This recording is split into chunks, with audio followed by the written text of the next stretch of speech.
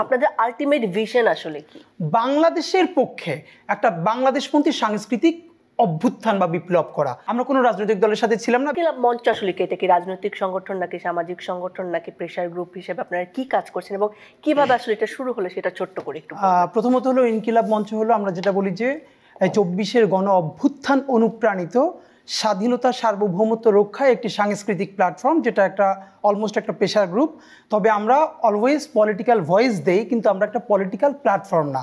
এটাকে আমরা সাংস্কৃতিক লড়াই মনে করি। ইনকিলাব মঞ্চে আমরা যারা আছি এরা আমরা 5ই আগস্ট পর্যন্ত অলমোস্ট সবাই একসাথে আন্দোলন করেছি। আমি আমাদের সেক্রেটারি জাবের থেকে শুরু করে সবাই। তো ঠিক আপনারা কি কোনো রাজনৈতিক দলের সাথে ছিলেন? না। ওয়ালটন এখন দেশের সীমানা পেরিয়ে পৌঁছে গিয়েছে 50টিরও বেশি দেশে।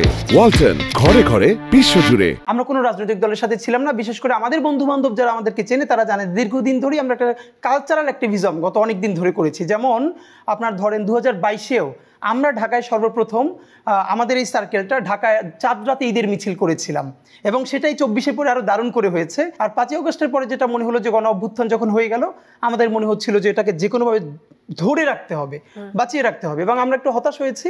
আমরা ভাবছিলাম 5ই আগস্টের পরে বাংলাদেশের বড় রাজনৈতিক দলগুলো, বিশেষ করে বিএনপি, জামাত ইসলামী বা অন্যান্য দল, তারা পুরো জাতিকে একত্রিত রাখবার জন্য শাহবাগে বা প্রত্যেকটা বিভাগের বড় বড় একটা জায়গায় অ্যাটলিস্ট 15 দিন 30 দিন ধরে প্রতিদিন একটা নির্দিষ্ট সময়ে একটা গণজমায়েত করবে, যাতে মানুষ একতাবদ্ধ থাকে। কারণ আমরা বুঝতেই পারছিলাম যে এই 17 বছরের যে দীর্ঘ ফ্যাসিবাদ, এটা তো শুধু আইকনটা চলে গেছে, কিন্তু এর এস্টাবলিশমেন্ট রয়ে গেছে। ভারতীয় যে আধিপত্যবাদ, এটা তো এত ছোট জিনিস না, এত ঠুনকো না। সুতরাং তারা বিভিন্নভাবে আবার ঘুরে দাঁড়ানোর চেষ্টা করবে। তো জনতাকে ঐক্যবদ্ধ রাখতে হবে। কিন্তু দেখলাম যে আসলে এই রাষ্ট্র পুনর্গঠন, সরকার গঠন নিয়ে সবাই এত ব্যস্ত হলো, ওই জায়গাটা কেউ করলো না। ইন দ্য মিনটাইম দেখলাম শাহবাগে ইসকন বিভিন্নভাবে দাঁড়ানোর চেষ্টা করছে, বিভিন্নভাবে মাইনরিটি নির্যাতন হচ্ছে বলবার চেষ্টা করছে।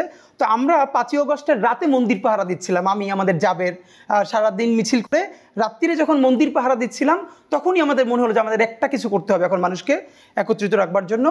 এরপরে আমরা 13ই আগস্ট শাহবাগে সর্বপ্রথম হাসিনাকে ফিরিয়ে এনে বিচারের মুখোমুখি করা, গণহত্যাকারী, এই গণহত্যা যেসব পুলিশ এবং আমলারা অংশগ্রহণ করেছিল তাদেরকে গ্রেপ্তার, এরকম কয়েকটা দাবি নিয়ে আমরা শাহবাগ প্রথম মোড়ে দাঁড়াই সকাল 11টায়। সেটা 3টা পর্যন্ত আস্তে আস্তে অনেক বড় মানুষের জমায়েত হয়, এবং 13ই আগস্ট আমাদের অফিসিয়াল যাত্রা শুরু। আপনাদের আলটিমেট ভিশন আসলে কি?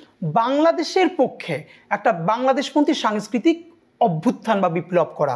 চীনে যেরকম হয়েছে, আমরা মনে করি এই যে রাজনৈতিক আন্দোলন যেটা, এটা মাঝে মধ্যে আজকে হচ্ছে কালকে আরেকজনের বিরুদ্ধে হবে, কিন্তু মননে মগজে বাংলাদেশ পন্থাকে যদি আমরা তুলে আনতে না পারি একদম কালচারে, মানে কালচার কি, যে আমরা যা, তো এই আমাদের বলা, আমাদের খাওয়া, আমাদের চিন্তা চেতনা, আমাদের মনস্তত্ত্ব, এইখানে একটা বাংলাদেশপন্থী, এখানে অন্য কোনো দেশের না, যে সবার আগে বাংলাদেশ।